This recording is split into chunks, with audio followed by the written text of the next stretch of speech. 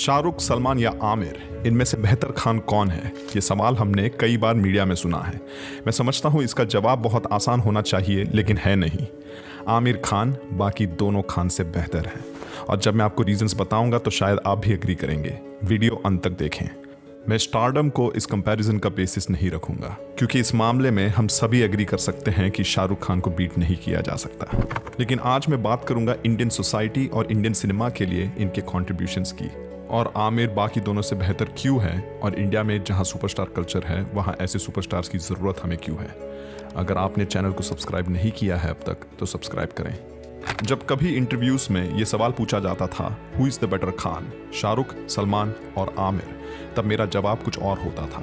अब काफ़ी साल के बाद जब मैंने इस सवाल के बारे में सोचा तो मैंने पाया कि मेरा जवाब बदल चुका है। अब आमिर का नाम जहन में इसलिए आता है क्योंकि इस सवाल की गहराई सिर्फ एक्टिंग, फेम या फैन फॉलोइंग तक सीमित नहीं है। जब हम हिंदी फिल्म इंडस्ट्री में कंट्रीब्यूशन की बात करते हैं तो ये तीन खान सबसे ऊपर आते हैं बाकी सुपरस्टार्स के मुकाबले। वो इसलिए क्योंकि इनके स्टारडम ने इंडिया को ग्लोबल मैप पर डाल दिया। जब मैं इंटरनेशनल लोगों से मिलता हूँ और इंडियन सिनेमा की बात आती है तो इन तीन सुपरस्टार्स के मूवीज का जिक्र हमेशा होता है। कई देशों में अभी तक इन तीनों खान्स के पुराने मूवीज को देखा और सेलिब्रेट किया जाता है। जब कंपैरिजन की बात आती है तो मैं समझता हूँ नेटवर्थ, फेम और फैन फॉलोइंग, इन चीजों पर इन्हें कंपेयर करना सुपरफिशियल है, क्योंकि ये तीनों खान इन चीजों से कई ऊपर है। मैं समझता हूँ हमें ये देखना चाहिए कि ये तीनों अपने स्टार पावर का इस्तेमाल कैसे करते हैं। With great power comes great responsibility. Spiderman movie में यूज किया गया ये प्रॉवर्ब आज बेहद क्लीशे जरूर है, लेकिन झूठ नहीं। पावर का गलत इस्तेमाल करना बहुत आसान होता है, लेकिन पावर होने के बावजूद अनवेवरिंग सिंसियरिटी और ऑनेस्टी रख पाना, इससे मैं हाई वर्च्यू समझता हूँ। पैसे और पावर का सही इस्तेमाल किया जाए तो पॉजिटिव बदलाव लाए जा सकते हैं सिस्टम में, और मैं समझता हूँ ह्यूमैनिटेरियन कॉजेस को सपोर्ट करना, इसे सबसे उत्तम दर्जा दिया जाना चाहिए। इसलिए सबसे पहले बात करते हैं चैरिटी पे। सलमान खान के चैरिटेबल कामों के बारे में हमने कई बार सुना है। बीइंग ह्यूमन 2007 में शुरू की गई उनकी चैरिटेबल ट्रस्ट है और इंडिया के बड़े एनजीओस में से एक। इसके अलावा उन्होंने कई ह्यूमैनिटेरियन कॉन्ट्रीब्यूशंस किए हैं, लेकिन कई कारणों की वजह से उनकी क्रेडिबिलिटी पर सवाल उठाया जा सकता है। बहुत सारे कारण होते हैं अच्छा काम करने के। एक तो क्योंकि गिल्ट छुपाने के लिए कि ये कुछ हरकतें हो गई हैं मुझसे, तो ये करके रफा दफा करो। एक शो ऑफ के लिए होता है, एक इमेज चेंज करने के लिए होता है। शाहरुख खान इंडिया के सबसे बड़े चैरिटेबल एक्टर हैं, लेकिन ये मीडिया में कभी दिखाया नहीं जाता, इसलिए क्योंकि वो अपने चैरिटीज़ की पब्लिसिटी करने में नहीं मानते। उन्होंने द गार्डियन के साथ एक इंटरव्यू में कहा था, I follow the Quran which says if you do charity for a reason it is not a charity. I am not religious in terms of reading prayer 5 times, but I am Islamic. I believe in the tenets of Islam and I believe that it is a good religion and a good discipline. उनकी Mir foundation, जो उनके पिताजी के नाम पर found की गई है, ये एसिड अटैक विक्टिम्स के रिकंस्ट्रक्टिव सर्जरीज के लिए काम करती है। शाहरुख की रिकग्निशन सिर्फ इंडिया तक सीमित नहीं है, बल्कि अपने चैरिटेबल कॉन्ट्रीब्यूशंस के लिए शाहरुख को यूनेस्को की तरफ से 2011 में पिरामिड कॉन मार्नी अवार्ड दिया गया था, जिसमें जेट ली, नेओमी कैम्बेल और क्लाइव ओवन जैसे बाकी रिनाउंड सेलिब्रिटीज का नाम भी शामिल है। वो इंडिया के पहले इंसान है इस अवार्ड को जीतने वाले। लेकिन इसके बावजूद भी मैं समझता हूँ कि आमिर खान उनसे बेहतर चैरिटेबल एक्टर हैं।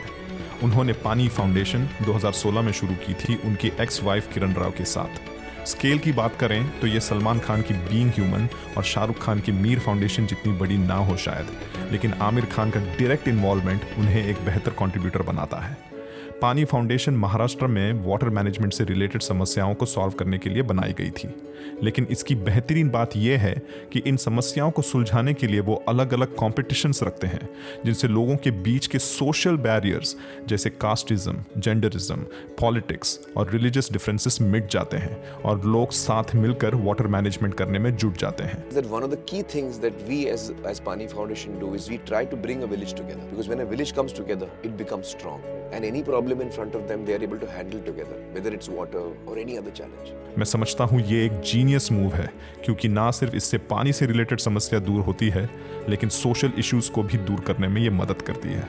इसके अलावा सत्यमेव जयते जैसा शो, जिससे इंडियन सिस्टम के इश्यूज को लेकर लोगों में काफ़ी अवेयरनेस फैली और सिस्टम में बदलाव भी आए, ये भी आमिर का इनिशिएटिव था।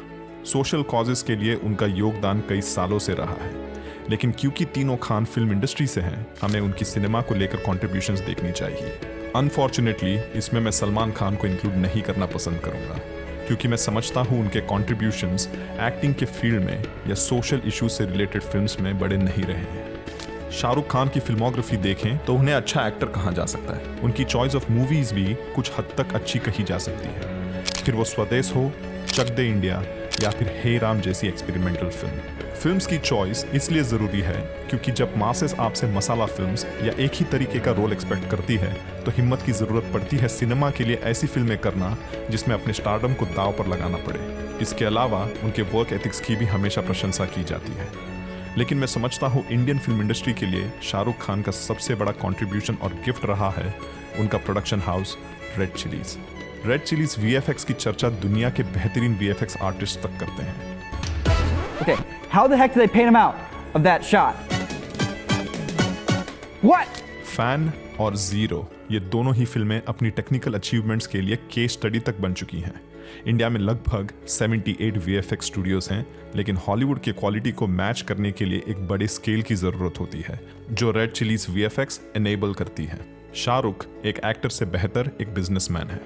आर्टिस्टिक क्वालिटी के साथ बिजनेस एक्यूमेन होना ये आम बात नहीं है। शाहरुख एक विजनरी है और वो ड्रीम बिग में विश्वास रखते हैं। जब मेरा करियर खत्म हो तो मैं कहीं ना कहीं पर ऐसी कोई चीज़ छोड़ के जाऊं, द VFX और स्पेशल इफेक्ट्स और new technology that came into India. वो एक एक्टर हुआ करता था यार, शाहरुख ऐसा बोले नाम ये जीत था, उसने किया यार। I want to leave something in this film industry which is beyond films, which takes our films worldwide. और दूसरी तरफ आमिर खान की जब बात आती है तो मैं समझता हूँ वो dream small but effective ideology में मानते हैं। वो ग्राउंड लेवल पर अपनी इन्वॉल्वमेंट रखते हैं। फिर खाना खाया मैंने, 10:30 बज गया, 11 बज गया, 11:30, 12 बज गया।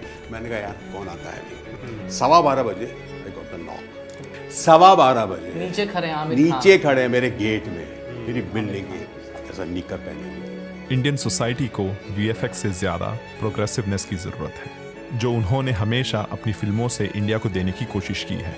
उनके साथ इसलिए काम करने में बहुत मज़ा आता है, वो एक्टर की तरह काम करते हैं। मैं तो उनको देख के शॉक हो जाता हूँ कि इतनी नॉलेज है उनको, और बिल्कुल अलग सिनेमा भी करते हैं वो। मतलब सुपरस्टार भी हैं और मतलब कमाल के एक्टर भी हैं। उनके जैसे एक्टर मतलब थैंक गॉड, मतलब मुझे ऐसा सुकून होता है जब उनको देख के कि हमारे यहाँ एक सुपरस्टार ऐसा है जो इस तरह की फिल्में भी करता है। लाइक जैसे कीप लीला हुई है या इस तरह की फिल्में हुई, लगान, ये वो।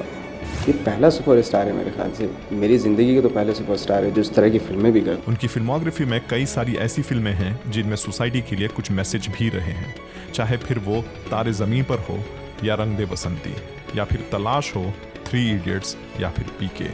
मैं समझता हूँ वो एक सुपरस्टार बाद में, लेकिन पहले एक हाईली प्रोफेशनल और रिस्पॉन्सिबल इंसान है। ये उनके बिजनेस करने के तरीके से भी समझ आता है। और मैं तो बिल्कुल चाहूंगा कि भाई मेरी फिल्म से अगर प्रोड्यूसर नहीं कमा रहा तो मैं भी ना कमाऊँ। मैं इसीलिए आमिर खान की इतनी रिस्पेक्ट करता हूँ, मुझे उसकी इतनी रिस्पेक्ट है कि आई थिंक उसने एग्जाम्पल सेट किया है, kind of fairness he has in business. मैंने सिर्फ कहानियां सुनी है।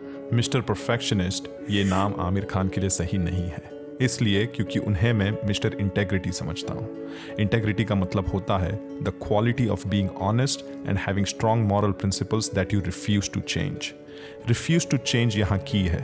आमिर खान इकलौते सुपरस्टार है जिनका रहन सहन, प्रिंसिपल्स और वैल्यूज दुनिया के लिए नहीं बदलता, और वो इसलिए क्योंकि वो सिनेमा को लेकर बेहद पैशनेट है, ना कि उससे आने वाली सक्सेस से। और क्योंकि वो एक रिस्पॉन्सिबल आर्टिस्ट हैं, वो हम तक कॉमन मैन की सादी और खूबसूरत कहानियाँ लाते हैं जो सिंप्लिसिटी, मोरालिटी और वैल्यूज़ पर आधारित होती हैं। और इंडिया में जहाँ सुपरस्टार कल्चर है, वहाँ हमें ऐसे सुपरस्टार्स की ज़रूरत है जो इंटेलेक्चुअल होने के साथ ग्राउंडेड भी है, जिनकी वजह से सिनेमा पर हमारा भरोसा बना रहता है। और इसलिए मिस्टर इंटेग्रिटी सबसे बेहतर खान है।